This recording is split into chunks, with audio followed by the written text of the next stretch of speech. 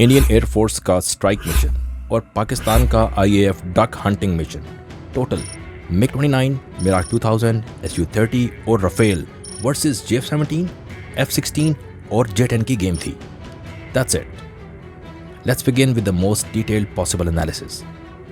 IAF ने 7 मई 2025 की रात 1 बजे के करीब पाकिस्तान के मुख्तलिफ लोकेशंस को एडवांस एयर टू सरफेस मिनेशन से टारगेट किया, जिसमें कुल 26 सिविलियंस की शहादत हुई और दर्जनों लोग जख्मी हुए।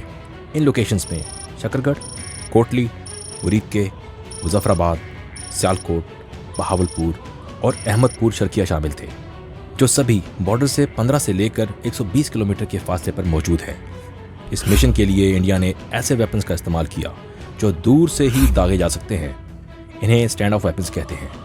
अब मैं आपको इस मिशन की पॉसिबल डिटेल्स बताऊंगा जो इस सिनेरियो को मुकम्मल तौर पर सफाइस करेंगी। Let's begin. जब किसी एयरफोर्स ने किसी ज़मीनी टारगेट को हिट करना होता है तो ऐसे मिशन को स्ट्राइक मिशन कहते हैं। एक स्ट्राइक मिशन के मेन एलिमेंट्स ये होते हैं: बॉम्बर एयरक्राफ्ट, जो अपने साथ फिजा से ज़मीन को हिट करने वाले लॉन्ग रेंज बॉम्ब्स लेकर जाते हैं। इन जहाज़ों में वज़न उठाने की कैपेसिटी ज़्यादा होती है, यानी हाई पेलोड कैपेसिटी, ताकि ये बहुत से बॉम्ब्स कैरी करके मैक्सिमम डैमेज को इन्फ्लिक्ट कर सके। चूँकि इन एयरक्राफ्ट ने अपनी तमाम पोर्ट्स पर ज़मीन पर हिट करने वाले बहुत से बॉम्ब्स कैरी किए होते हैं, इसलिए इन पर एयर टू एयर मिसाइल्स लगाने की जगह बाकी ही नहीं बचती।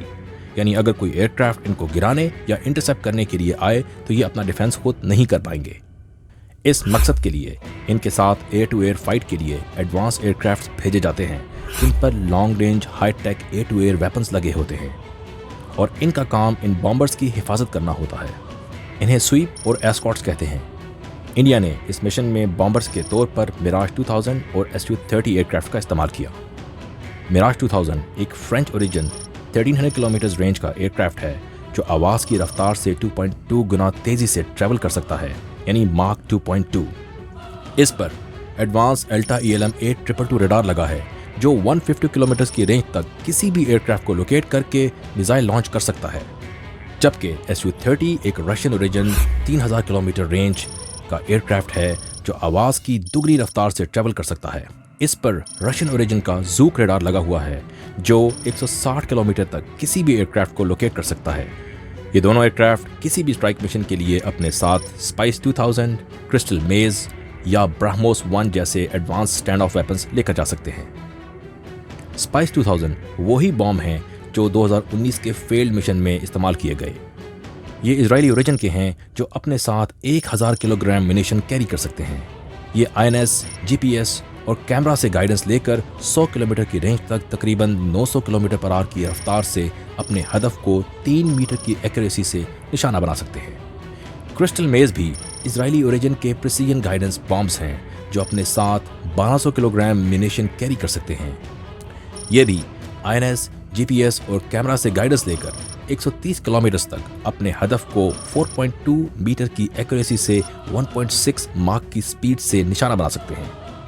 जबकि ब्रह्मोस 1 इंडिया और रशिया का एक joint venture supersonic air launch cruise missile है जो आवाज़ से 3 गुना रफ्तार से ट्रैवल कर सकता है और 500 किलोमीटर तक किसी भी टारगेट को हिट कर सकता है। इस पर 300 किलोग्राम का पेलोड लगा होता है और ये INS, GPS और एक्टिव रडार होमिंग के जरिए अपने हदफ को 1 मीटर की एक्यूरेसी के साथ निशाना बना सकता है। इस मिशन में स्वीप और एस्कॉर्ट के तौर पर आईएएफ ने मिग-29, SU-30 और लेटेस्ट राफेल एयरक्राफ्ट को इस्तेमाल किया। मिग-29 एक रशियन ओरिजिन फाइटर एयरक्राफ्ट है जो 2100 किलोमीटर की रेंज और 2.2 माक की स्पीड से ट्रैवल कर सकता है। इस पर R-77 मिसाइल नस्ब होते हैं।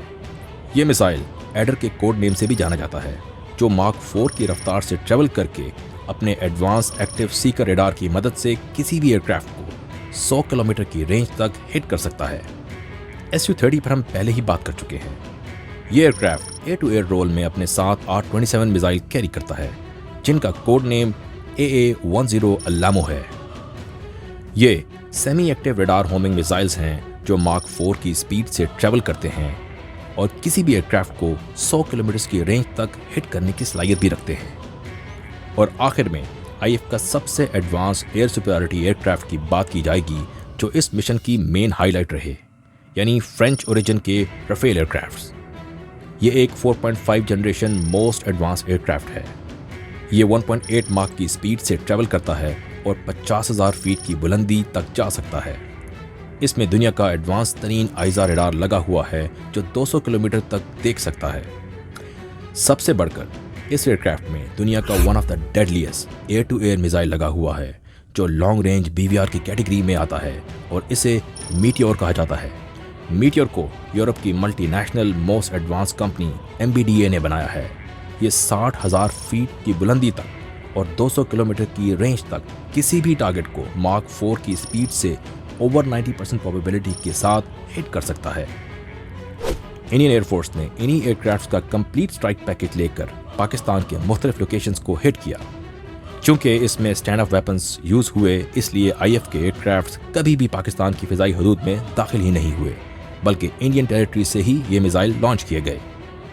इस मौके पर PF सिर्फ तभी रिस्पॉन्ड कर सकती थी जब या तो ये एयरक्राफ्ट पाकिस्तान की फिजाई हदूद में दाखिल होते या वो पाकिस्तान पर बॉम्ब्स फेंकते। इसीलिए जो ही इन बॉम्ब्स को डिप्लॉय करने की इंफॉर्मेशन PF तक पहुंची तो एक स्विफ्ट ऑपरेशन करते हुए फौरन से उन जहाज़ों को जो अभी तक पाकिस्तानी फाइटर्स की रेंजेस में मौजूद थे हिट कर डाला। क्लेम्स के मुताबिक इन डिस्ट्रॉयड एयरक्राफ्ट में 3 मोस्ट एडवांस राफेल्स, एक Su-30, एक MiG-29 और एक कॉम्बैट UAV शामिल है। लेकिन इतने एडवांस वेपन सिस्टम्स के होते हुए PF कैसे इन जहाज़ों को गिराने में कामयाब हुई? Let's analyse. पाकिस्तान अपनी फ़िज़ाई सरहदों की हिफाजत के लिए कैप यानी कॉम्बैट एयर पेट्रोल मिशन करता है, जिनमें high tech air to air weapons लिए हुए एडवांस एयरक्राफ्ट 24 घंटे हवा में परवास करते रहते हैं ताकि किसी भी जारियत का मुंह तोड़ जवाब दिया जा सके। कैप रोल में पाकिस्तान लेटेस्ट J-10s, F-16s और J-17 एयरक्राफ्ट का इस्तेमाल करता है। J-17 1.6 माक की स्पीड, 55,000 फीट की मैक्सिमम सीलिंग और 1200 किलोमीटर की रेंज रखने वाला एडवांस एयरक्राफ्ट है। इस पर SD-10 air to air missile नस्ब किए गए हैं जो एक्टिव होमिंग बेस्ड वेपन है जिसकी रेंज 100 किलोमीटर और स्पीड मार्क 4 है। यानी ये अपनी स्पेसिफिकेशन के लिहाज से IF के सभी एयर टू एयर मिसाइल्स का मुकाबला कर सकता है, मासिवाय मीटियोर के जो राफेल पर नस्ब है। F-16 मार्क 2 की स्पीड से 50,000 फीट की हाइट और 2500 किलोमीटर की रेंज रखने वाला एडवांस एयरक्राफ्ट है। इस पर most advance M120C AMRAAM missile लगे हुए हैं जो एक एक्टिव होमिंग बेस्ड वेपन है जिसकी रेंज 120 किलोमीटर और स्पीड मार्क 4 प्लस है। यानी ये भी अपनी स्पेसिफिकेशन के लिहाज से IF के सभी एयर टू एयर मिसाइल्स का मुकाबला कर सकता है, मासिवाय मीटियोर के। आखिर इस मीटियोर का तोड़ क्या है? इसके लिए पाकिस्तान ने लेटेस्ट J-10 एयरक्राफ्ट खरीद रखे हैं जो मार्क 1.8 की स्पीड से 56,000 फीट की हाइट और 2600 किलोमीटर की रेंज रखने वाला मोस्ट एडवांस एयरक्राफ्ट है। इस पर मोस्ट एडवांस KLJ आइसा रडार नस्ब है जिसकी रेंज 250 किलोमीटर है।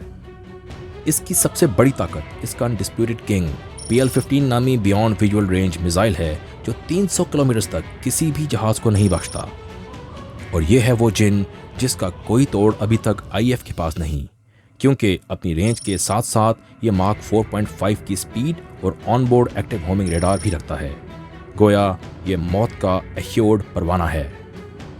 ISPR के दावे के मुताबिक पाकिस्तान ने इंडियन एयरफोर्स के एयरक्राफ्ट में से एक को जम्मू, एक अखनूर, एक को श्रीनगर, 2 को अवंतीपुर और एक को बठिंडा के इलाके में हिट किया। ये तमाम लोकेशंस हमारे बॉर्डर से 20 से लेकर 100 किलोमीटर की रेंज में हैं। यानी ये सभी एयरक्राफ्ट हमारे किसी भी मिसाइल से गिराए जा सकते थे।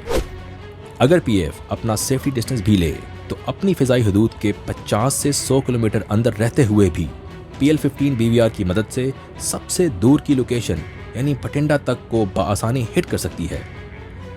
ऐसे मौके पर PF के बहुत से कैप एयरक्राफ्ट पहले से यकीनन हवा में ऑर्डर्स के इंतजार में मौजूद होंगे। जो ही ग्राउंड स्ट्राइक की खबर कंफर्म हुई तो उसी वक्त इनको हिट का ऑर्डर मिलते ही इन एयरक्राफ्ट ने सारे इन रेंज IF एयरक्राफ्ट की डक हंटिंग स्टार्ट कर दी होगी और 6 को ज़मीन बोस कर दिया। जबकि ISPR के दावे के मुताबिक अभी 10 और एयरक्राफ्ट ऐसे थे जो हमारी रेंजेस में मौजूद थे, लेकिन हमने रिस्ट्रेन का मुजाहरा करते हुए उनको छोड़ दिया। ऑल्दो अभी इन किल्स की वेरिफिकेशन आना बाकी है, लेकिन PF के वेपन्स को देखते हुए पाकिस्तान का ये दावा बहुत हद तक कन्विंसिंग लगता है। होपफुली जल्द ही इस इन्फॉर्मेशन के दौर में हमें कंफर्मेशन भी रिसीव होना शुरू हो जाएंगी।